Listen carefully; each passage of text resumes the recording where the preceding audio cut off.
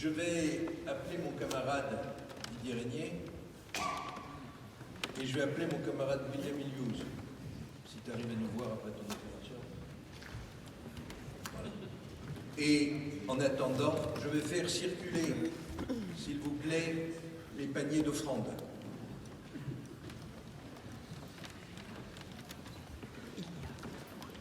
Pendant ce temps, deux choses. Premièrement, nous avons organisé pour les premiers rangs qui sont ici de nous retrouver au pied de l'escalier qui se trouve là. J'en profite pour faire circuler, s'il vous plaît, les paniers pendant que je conclue. J'en profite pour saluer les personnalités qui ont la gentillesse de nous accueillir, mais également les autres institutions et fédérations, Inerwi, Lions Club, Zonta, Iwenis, Club 41, Sort Optimiste, etc. Soyez tous les bienvenus, nous partageons les mêmes idéaux.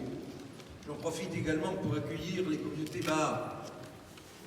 Soyez les bienvenus et nous nous verrons tout à l'heure. Pour ceux qui sont dans les premiers rangs, vous vous présenterez à l'issue, s'il vous plaît, devant l'escalier. J'en profite également pour appeler tout à l'heure nos fastes gouverneurs ainsi que les ADG qui nous retrouveront ici.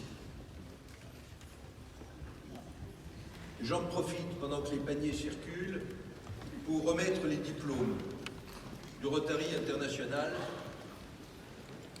aux personnalités qui ont eu la gentillesse, le dévouement, mais également qui ont pris sur leur temps pour venir partager, j'allais dire, communier avec nous ce soir dans un moment particulièrement difficile.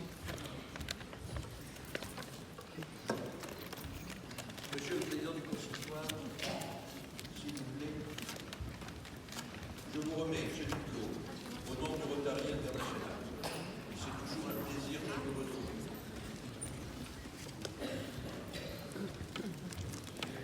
Monsieur le Grand Rabbin de France, j'ai eu l'honneur de vous connaître quand vous étiez aumônier militaire à Paris, Monsieur le Président de la Fondation de l'Islam de France, Monsieur le Directeur général de l'Institut Elie Wiesel, Monsieur le coordinateur du Rotary International, Monsieur le chef du bureau central des cultes du ministère de l'Intérieur, et vous tous. Merci d'avoir répondu ce soir à notre invitation de commémoration de la paix et d'avoir franchi les portes de ce lieu magique et symbolique. La paix, ce concept très général qui, selon le dictionnaire, définit un état de calme et de tranquillité, sans trouble, sans guerre, sans conflit, et probablement un idéal que nous avons oublié depuis longtemps. Depuis la Deuxième Guerre mondiale, il n'y a jamais eu autant de guerres, autant de conflits, autant de coups d'État, autant de troubles de toute nature, partout et sur tous les continents. L'homme a tendance à disparaître. Il est englouti par les agressivités, les jalousies, les envies, bref, les maux de toute nature.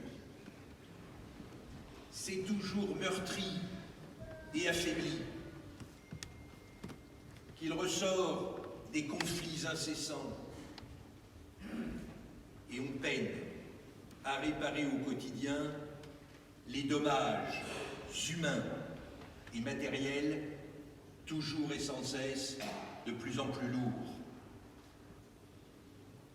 Depuis 1968, au sein de l'Église catholique, apostolique et romaine, si mes souvenirs sont bons, le pape Paul VI avait institué une journée de prière intitulée « Journée mondiale de la paix ».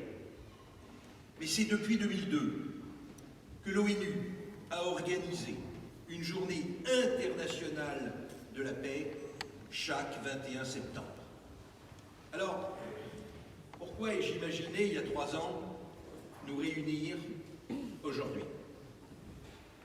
Je me suis souvenu qu'on attribuait à André Malraux la phrase « Le 21e siècle sera spirituel ou ne sera pas ».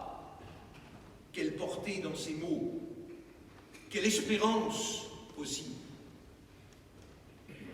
Il appartient à des organisations comme la mienne, le Rotary International, de militer en faveur d'une cause si juste et si malmenée, de nous rappeler que la paix est bien fragile et partout en danger, que les populations civiles sont toujours les plus exposées au drame des conflits. Le Rotary n'entend pas apporter la solution, mais une solution, car il constitue une voie de réalisation apolitique, asyndicale, religieuse, mais toujours empreinte d'un humanisme viscéral. Cet humanisme est toujours au service dans l'amitié. Un homme, Polaris, visionnaire s'il en est, et fondateur du Rotary International en 1905, a initié une forme de pensée très originale pour l'époque, mais tellement vraie et tellement humaniste. Le but du Rotary, c'est mettre à profit les relations et les contacts pour servir l'intérêt général. C'est observer des règles de probité dans l'exercice de toute profession. C'est appliquer cet idéal de servir dans la vie privée, professionnelle et publique. Mais c'est aussi, et surtout, faire progresser l'entente entre les peuples, l'altruisme et le respect de la paix par le biais de toutes nos relations amicales entre toutes les mêmes professions, animées par un idéal, celui de servir. Il a initié ce que nous appelons dans notre jargon le critère des 4 questions. Est-ce vrai? Est-ce juste? Est-ce source de bonne volonté et d'amitié? Est-ce équitable et bénéfique pour chacun?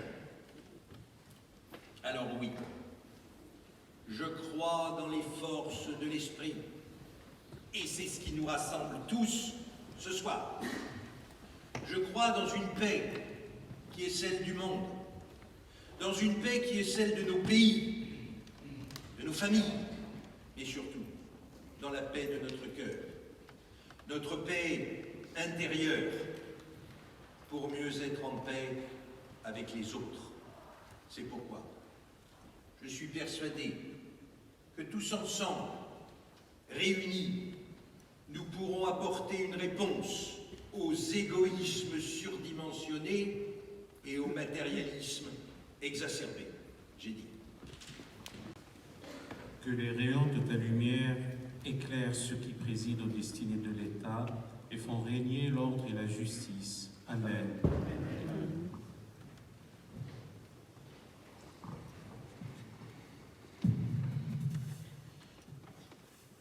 Que la France jouisse d'une paix durable et conserve son rang éminent au milieu des nations.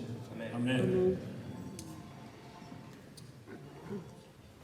Que l'Éternel accorde sa protection et sa bénédiction à nos forces de l'ordre et à nos soldats qui s'engagent dans notre pays et partout dans le monde pour défendre la France et ses valeurs, les forces morales, le courage et la ténacité qui les animent sont notre honneur. Amen. Accueille favorablement nos vœux, que les paroles de nos lèvres et les sentiments de notre cœur trouvent grâce devant toi, ô Éternel, notre Créateur et notre Libérateur. Amen.